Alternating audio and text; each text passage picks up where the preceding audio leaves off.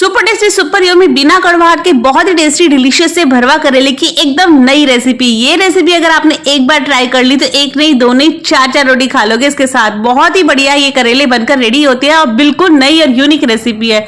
Maharashtrian style की tasty से करेले की रेसिपी आज आप लोगों के साथ में शेयर कर रही हूँ और जो मिलेगी आपको सिर्फ और सिर्फ आपके अपने यूट्यूब चैनल @कुक विद तृष्णा मिश्रा पे। तो रेसिपी कंप्लीट देखिए दोस्तों, बहुत ही गजब की रेसिपी है। आप करेले देख सकते हैं कितने बढ़िया लग रहे हैं देखने में।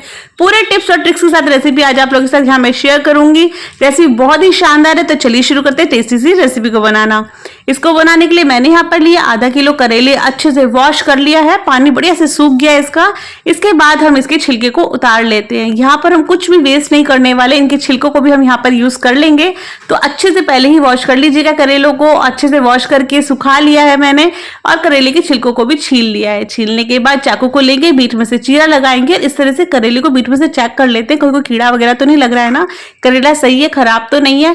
तो इस तरह से जब चीरा लगाएंगे तो ऊपर और नीचे का हिस्सा थोड़ा सा छोड़ दीजिएगा, पूरा ठेठ ऊपर से नीचे तक चीरा मत लगाइएगा, नहीं तो वो टूट जाएगा, हम उसमें स्टफिंग नहीं कर पाएंगे।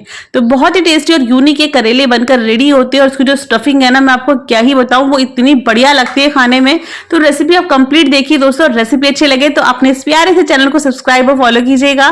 सब्सक्राइब और फॉलो करने के कोई भी चार्जेस नहीं लगते हैं।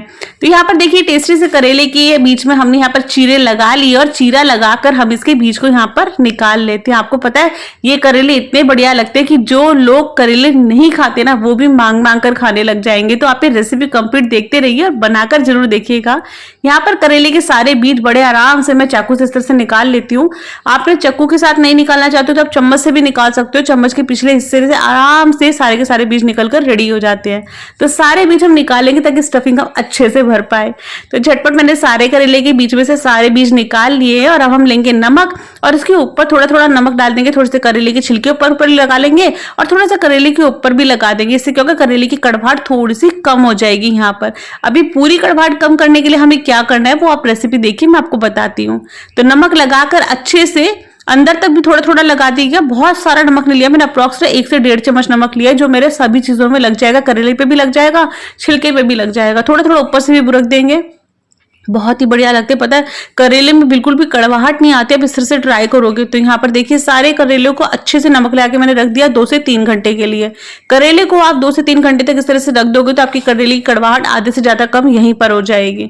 तो बढ़िया से करेले हमने निकाल कर वॉश कर लिए हैं, नमक लगाकर हमने वॉश कर लिया था 2 से 3 घंटे बाद में। और वॉश करने के बाद में हमने कढ़ाई में चढ़ाया पानी, अच्छे से खौलता हुआ पानी है और उसके बाद हमने करेले को धोकर उसमें ऐड कर दिया है। नमक के धोने से क्या होता है ना कि नमक जो है ना उसका अंश ज्यादा होता है ना, तो वो निकल जाएगा नमक इसमें से। उसके बाद में इनको बॉईल करना, नहीं तो करेले का जो मसाला हम बनाएंगे उसमें नमक का टेस्ट ज्यादा आएगा और सब चीजें बैलेंस खराब हो जाएगी। इसीलिए हमें क्या करना है, नमक से एक बार लगाने के बाद वॉश कर लीजिएगा सिंपल पानी से। इसके बाद में करेले को एक बॉईल आने तक पकाएंगे, अप्रॉक्स 3 से 4 मिनट तक हम पकाएंगे। जब करेले पक जाएंगे उसको ठंडे पानी में डाल देंगे और फिर उसके बाद इसको हल्के हाथ से निचोड़ेंगे, बिल्कुल लाइट हाथ से निचोड़ेंगे, एकदम टाइट टाइट करके नहीं निचोड़ना। उसके बाद जो बचा हुआ गर्म पानी है ना, उसमें जो करेले के छिलके थे नमक लगे वो मैंने यहाँ पर ऐड कर दिए। उससे क्या होगा, एक तो थोड़े से सॉफ्ट हो जाएंगे वो गर्म पानी के साथ में। अब हम लेंगे एक खाली पैन और उसमें ऐड करेंगे 1 कटोरी मूंगफली। जी हाँ, हम यहाँ पर डालने वाले मूंगफली स्टफिंग में। तो मैंने यहाँ पर 1 कटोरी मूंगफली ली है आधा किलो करेले के हिसाब से। बहुत ही बढ़िया टेस्ट आता है इन करेलों का और बहुत ही यूनिक ये रेसिपी है। तो रेसिपी आप देखेंगे ना तो आप कहोगे वाह, करेले ऐसे भी बन सकते हैं। तो यहाँ पे देखिए करेले की मूंगफली जब हमने यहाँ पर भून ली, उसके बाद मैंने इसमें डाली है 10 से 12 कली लहसुन की, जिसको मैंने छीलकर ऑलरेडी रेडी कर रखा था। अब डालेंगे हरी मिर्ची। तो मैं यहाँ पर ले रही हूँ 2 बड़ी वाली हरी मिर्चियां, तो वो भी यहाँ पर हम लो फ्लेम पर भून लेंगे। तो मूंगफली को पहले हल्का सा चटकने देना। अगर आपके पास रोस्टेड मूंगफली है ना तो इतना भूनने वाला प्रोसेस नहीं करना है, लेकिन अगर आपके पास कच्ची मूंगफली है तो इस तरह से बनाइएगा। मैंने कच्ची मूंगफली ली थी इसलिए मैंने थोड़ी देर उसको भूना। हल्की सी मूंगफली चटकने लग गई है, लो टू मीडियम फ्लेम पे ही भूना बिना तेल के। उसके बाद लहसुन डाल दिया, हरी मिर्ची डाल दी और उसको भी भून लिया। भूनने से क्या है, इस मसाले का टेस्ट बहुत ही बढ़िया लगता है। तो यहाँ पर क्या करना है, मूंगफली और लहसुन भूनने के बाद में हम इसमें ऐड करेंगे 1.5 से 2 चम्मच तेल। बिल्कुल छोटी वाली चम्मच ली है मैंने यहाँ पर तेल की। लो मीडियम फ्लेम पे इसको यहाँ पर थोड़ा सा तेल डालकर भूनेंगे, इससे खुशबू अच्छी आएगी और लहसुन पे एक अच्छा सा कलर आ जाएगा। तो टेस्ट और खुशबू दोनों ही इसके साथ में बढ़ जाएगी। तो सिर्फ 1.5 से 2 चम्मच तेल ही हम यहाँ पर ऐड करेंगे। नॉर्मल रिफाइंड ऑयल मैंने ऐड किया है। अच्छे से इसको भून लेंगे यहाँ पर। अब जब ये मूंगफली, हरी मिर्ची और ये लहसुन जब थोड़ा सा भून जाएगा तब हम इसमें डालेंगे एक स्पेशल चीज, और वो है हरा धनिया।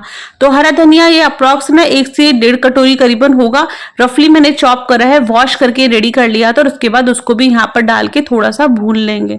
तो आप ये जितनी क्वांटिटी देख रहे हो ना, ये थोड़ी सी कम हो जाएगी, तब तक हमें इसको भूनना है। साथ ही इसमें मैंने ऐड करा है आधी चम्मच जीरा, साबुत जीरा ऐड किया है मैंने कच्चा यहाँ पर, उसको भी यहाँ पर लो फ्लेम पर ही हम भून लेंगे।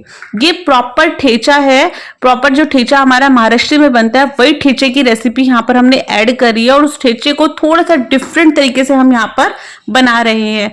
तो यहाँ पर हरा धनिया डाल दिया, लहसुन डाल दिया, जीरा डाल दिया, मूंगफली डाल दी, और इन सभी चीजों को डालकर हमने यहाँ पर भून लेना है। गैस को बिल्कुल लो फ्लेम पे रखेंगे। ये मसाला इतना बढ़िया और इतना डिफरेंट है कि आपको मैं क्या ही बताऊं। तो यहाँ पर साथ ही साथ हम इसमें ऐड कर देंगे नमक।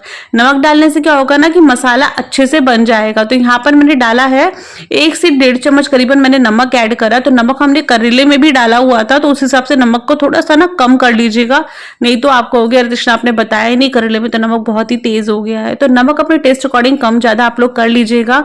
तो यहाँ पर मैंने नमक डाल दिया है, और नमक डाल के इसमें हम ऐड करेंगे नारियल का बुरादा यानी कि डेसिकेटेड कोकोनट। आपके पास अगर जो सूखा वाला नारियल हो वो भी आप ऐड कर सकते हो, या फिर जो आपका जो कच्चा नारियल आता है ना उसको भी ग्रेट करके यहाँ पर ऐड कर सकते हो। मेरे पास नारियल का बुरादा था तो मैंने वो ऐड कर दिया है। तो 1 कटोरी भर की नारियल का बुरादा लिया, तो जितनी मूंगफली लेनी है उतना ही मैंने यहाँ पर नारियल का बुरादा ऐड करा है। इसको भी लो फ्लेम पे यहाँ पर इन सब चीजों के साथ में ही भूनना है। जब धनिया थोड़ा सा कम हो जाएगा ना भूनते भूनते, तब डालेंगे नारियल का बुरादा। इसके बाद डालेंगे 3 से 4 चम्मच भुजिया। जो नॉर्मल कोई भी भुजिया नमकीन आपके पास अवेलेबल हो ना बेसन की, वो आप यहाँ पर ऐड कर सकते हो। मेरे पास में जो पतली वाली भुजिया होती है ना, वो है बूंदी भुजिया जो आती है मार्केट के अंदर नॉर्मली मिलती है, वही वाली मैंने यहाँ पर ऐड करी है। तो ये मैंने डाली है 4 चम्मच करीबन भुजिया ऐड करी है, उसको भी इसमें इसके साथ में डालकर मसाले के साथ में भून लेंगे। अब इसमें डालेंगे एक बहुत ही स्पेशल इंग्रेडिएंट, जिससे कि करेले की कड़वाहट भी कम हो जाएगी और टेस्ट भी बढ़ जाएगा। उससे पहले मैंने यहाँ पर ऐड किए करेले के छिलके, जिसको मैंने गर्म पानी में रखा था, उसके बाद नॉर्मल पानी से वॉश करके पानी छान कर बढ़िया से उसको भी यहाँ पर ऐड कर दिया। तो हमने करेले के छिलकों को भी वेस्ट नहीं करा है। इससे क्या है, करेले के सारे न्यूट्रिशन तो उसके छिलके में ही है, वो न्यूट्रिशन भी हमारे को मिल जाएंगे और हमारी रेसिपी का टेस्ट भी बढ़ जाएगा और स्टफिंग भी बढ़ जाएगी। तो यहाँ पर देखिए दोस्तों कि करेले के छिलकों को भी हम इस तरह से मसाले के साथ में भून लेंगे कुछ सेकंड के लिए, क्योंकि वो ऑलरेडी पक तो गए हैं गर्म पानी में, पर इस तरह से भूनने से क्या है उसका अच्छा सा टेस्ट आ जाएगा। अब यहाँ पर मैंने इसके टेस्ट के लिए सबसे अच्छी चीज जो कि करेले की कड़वाहट को भी कम करेगी और टेस्ट भी बढ़ाएगी, वो है हमारे लिए कच्ची कैरी। तो एक मीडियम साइज की कच्ची कैरी थी, उसको मैंने कद्दूकस कर लिया है और उसको छिलके सहित ही मैंने कद्दूकस करा है। आप चाहो तो छिलका उतार के भी यूज कर सकते हो, मैंने छिलके सहित ही ले लिया है और उसको भी यहाँ पर मसाले में डाल लेंगे और थोड़ी देर के लिए लो मीडियम फ्लेम पर भून लेंगे। गैस को बिल्कुल लो रखिएगा। अब यहाँ पर हम ऐड करेंगे थोड़ी सी हींग ऐड करी है मैंने, उससे इसका टेस्ट बहुत अच्छा आएगा। अब इसको मिक्स कर लेंगे। बहुत ही बढ़िया और बहुत ही टेस्टी सी रेसिपी बनकर रेडी होती है दोस्तों। यहाँ पर जो करेले की जो स्टफिंग है वो थोड़ी सी ठंडी हो जाएगी ना, उसके बाद में हम इसको इस तरह से पीसेंगे। अगर आप गरम गरम पीसोगे ना तो आपका ये जो टेस्ट है वो अच्छा नहीं आएगा इसका।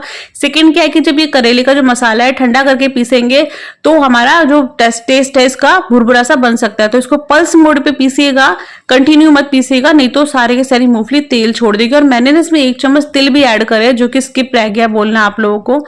यहाँ पर साथ में मैंने ऐड करी इसमें 1 चम्मच लाल मिर्ची पाउडर, साथ में डाला है मैंने थोड़ी सी हींग और थोड़ी सी मैंने इसमें सौंफ ऐड करी है, उससे इसका टेस्ट बहुत ही अच्छा आएगा। और थोड़ा सा गरम मसाला भी ऐड करा है 1/4 चम्मच। सभी चीजों को डालकर यहाँ पर मिक्स कर लेंगे। और ये देखो डो के अंदर हमें एक्स्ट्रा यहाँ पर जो उसकी स्टफिंग बनाई है उसमें तेल नहीं डालना पड़ा। नॉर्मली जो हम मसाला बनाते हैं उसमें तेल कितना एक्सेस होता है, इसमें तेल देखो बिल्कुल ना के बराबर डाला है। सभी चीजों को डालेंगे और ये बिल्कुल आटे के जैसा डो रेडी हो गया है। यहाँ पर इस तरीके का हमारे को बनाना है। तो ये देखिए कितनी बढ़िया इसकी स्टफिंग बन गई है। बहुत ही आसानी से हम इसको भर पाएंगे अपने करेले में। करेले को ठंडे पानी से वॉश करके पानी झाड़कर मैंने रख लिया था। अब इसके अंदर ये स्टफिंग स्टफिंग हम भर लेंगे। तो ये जो हमारा जो करेला है ना, इसको हाफ डन बॉईल करा था हमने, पूरा अच्छे से गलाना नहीं है, 1 से 1.5 बॉईल हमने इसमें करा था, इतना ही हमें इसको पकाना है और फिर ठंडे पानी से वॉश करना, नहीं तो जो करेला है ना ओवर कुक हो जाएगा और आपकी जो रेसिपी हमें जैसे बनानी है वो बन नहीं पाएगी। तो इस चीज का ध्यान रखिएगा। स्टफिंग भरेंगे तो स्टफिंग ठेठ ऊपर तक मत भरना, थोड़ा थोड़ा गैप छोड़ देना, उंगली से दबा दबा के अंदर की तरफ कर देना, लेकिन ऊपर से थोड़ी सी खाली छोड़ देना, नहीं तो जिस टाइम करेले पकाएंगे ना तो हमारी स्टफिंग बाहर निकल जाएगी। अब इसके बाद हम नॉर्मल धागा लेंगे और उस धागे से इसको अच्छे से बंद कर देंगे। इससे क्या मसाला बाहर निकलने के चांसेस बिल्कुल ना के बराबर हो जाएंगे और टेस्ट तो बढ़ेगा ही भाई। तो यहाँ पर करेले के ऊपर हल्का हल्का नॉर्मल व्हाइट धागा ही लेना, कलरफुल धागा मत लेना दोस्तों। इस तरीके का व्हाइट नॉर्मल धागा जो कि हम कपड़े वगैरह सिलने के काम में लेते हैं, वो धागा आप ले लीजिएगा। इस तरह से इसको बांध लीजिएगा। नॉर्मली जो दादी नानी हमारे बनाया करती थी, मैंने यहाँ पर वही ट्रेडिशनल यूज किया है। इस तरह से बांध कर करेले को बनाने से क्या है, स्टफिंग नहीं निकलती थी, तो मेरी दादी और मम्मी इसी तरह से बनाया करते हैं, तो मैंने वही तरीका यहाँ पर यूज किया आप लोगों के साथ में। तो करेले को अच्छे से हमने बंद कर दिया। देखो ठेठ मसाला ऊपर तक मत भरिएगा, मैं बार बार रिपीट कर रही हूँ आप लोगों से, क्योंकि जैसे जैसे करेले पकने लगते हैं तो मसाला बाहर की तरफ निकल जाता है, फिर आपको अगर तृष्णा आपने बताया ही नहीं, हमारे करेले तो ठीक से बने नहीं है। अब मैंने यहाँ पर कढ़ाई में यहाँ पे डाला है सरसों का तेल। सरसों का तेल अच्छे से गर्म हो जाएगा, उसको फिर उसके बाद लो फ्लेम पे छोड़ देंगे। जब हल्का सा ठंडा हो जाएगा टेम्परेचर, उसके बाद में सारे करेले इसमें रखकर थोड़ी देर के लिए ढककर हम इसको पकाएंगे, ताकि करेले अच्छे से सिक जाएं। तो यहाँ पर एक के ऊपर एक भी रख लीजिएगा, अगर कढ़ाई के अंदर जगह नहीं हो, कोशिश कीजिएगा कढ़ाई का जो सरफेस है वो फ्लैट हो, तो करेले बनाना थोड़ा सा इजी हो जाता है। तो यहाँ पर थोड़ा सा तेल मैं यहाँ पर 1 से 1.5 चम्मच है ना, इसे साइडों में भी डाल दूंगी।